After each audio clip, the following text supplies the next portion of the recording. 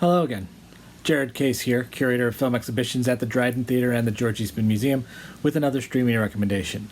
And today we're going to be talking about a film that we showed theatrically in the summer of 2018 and actually became an installation during Dryden daytime screenings in the beginning of 2019. And that is Abbas Kiarostami's final work, 24 Frames.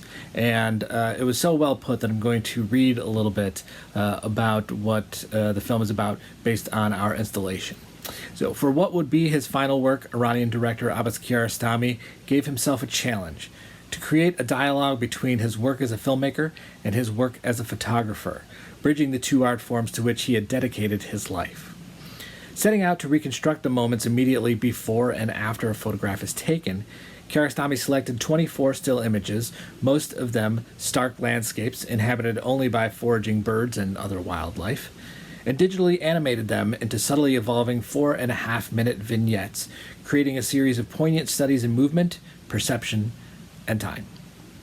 A sustained meditation on the process of image making, 24 Frames is a graceful and elegiac farewell from one of the giants of world cinema.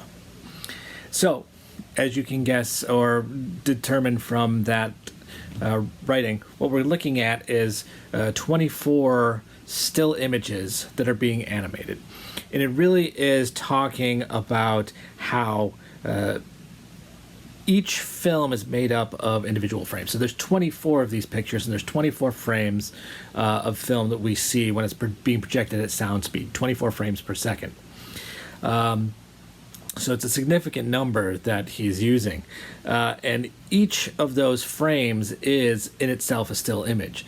But there is movement that happens before and after that, and the successive images create that illusion of movement that we see on the screen. So what Kiarostami is doing here is taking a still image and moving from that to the moving image. Instead of sort of the perception of the moving image from motion pictures and then breaking it down to each individual frame. He's going the other way.